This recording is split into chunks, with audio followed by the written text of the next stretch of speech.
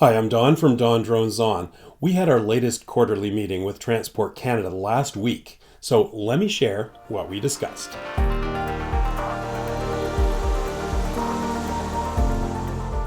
The regular calls between the DPAC Steering Committee and the Transport Canada RPAS team are held via video conference and are always congenial and productive. This time, the TC team was represented by Jeremy Fountain, Marc Vanderaegen, and a new staff member, Ali Miri. DPAC was represented by Mike Hill, Steve Bannister, Jean Lamoureux, and myself. We had a pretty concise agenda and got through it in a bit over an hour.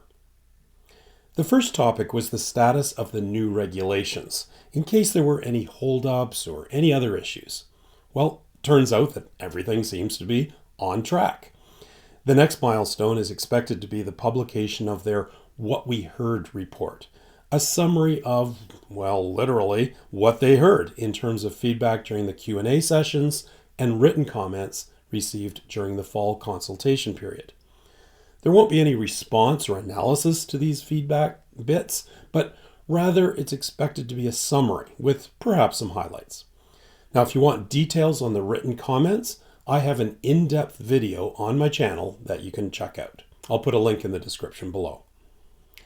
The availability of the What We Heard report will be announced in the Transport Canada DonDronesOn newsletter, which incidentally is now published monthly.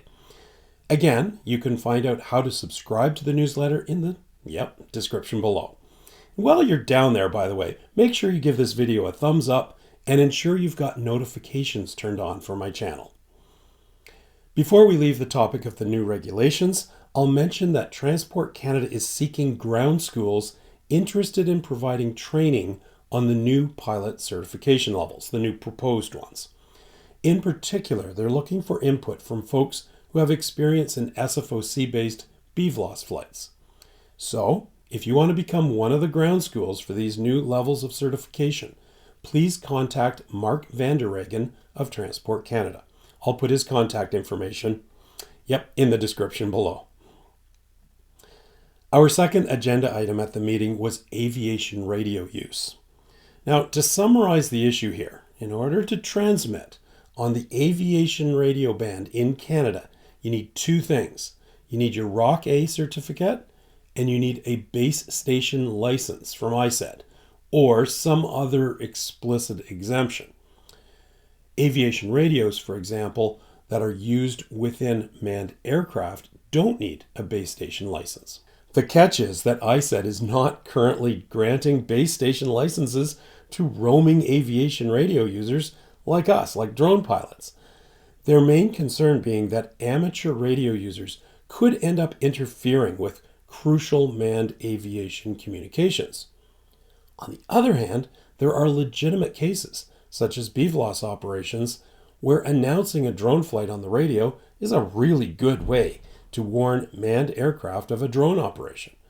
In other words, to improve safe situational awareness in the skies. So, as you can see, there's a bit of a conflict between these two positions, and discussions between Transport Canada, NAV Canada, and ISED have been dragging on for months. The current proposal is a classic, safe, baby steps approach. Allow a few cases of aviation radio use, monitor how that goes, and make decisions based on the experience. But even that has seen little progress over the past few months. Our very own Steve Bannister has been digging his way through this process, and while there has been reasonable cooperation from ISED, he still hasn't received the green light. Our third agenda item was from a question I raised at our last quarterly meeting. Really an attempt to seek clarity about flying over national parks and, well, wildlife in general. Now, I'm not talking about flying from within a national park. That's obviously requiring permission from Parks Canada.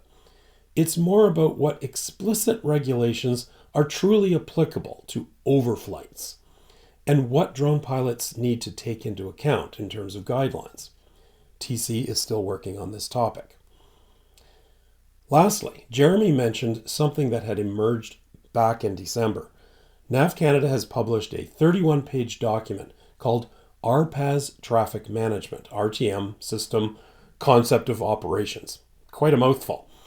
I haven't managed to read this thing through all the way yet, and honestly, a quick scan suggests, well, it's either really high level or, well, really deep. I'm not sure which. The purpose, as stated in the foreword, is to present a vision for Canada's RPAS traffic management framework as it may exist in the 2030 timeframe. Now, one little gem that jumped out at me was this phrase. The document is intended to inform stakeholders in the RPAS community and to stimulate discussion. Community, not industry. I know it's just a word, but to me, it suggests that someone out there is actually listening and beginning to realize there's a lot more to drones and RC aircraft than just industry. I'll share more details once I get through the document. So that's about it. I wouldn't call it our most exciting meeting, but once again, it was constructive and congenial. And it's great that recreational folks like DPAC have the opportunity to discuss these topics face-to-face with Transport Canada. And I'm not talking the evil drones must be stopped persona that some people make Transport Canada out to be, but rather real people who are willing to listen, discuss, and actually make changes for the better. It's very encouraging.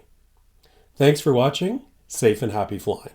Oh, and before you go, there are still t-shirts available, and I'll put a link in the description down below. Thanks again.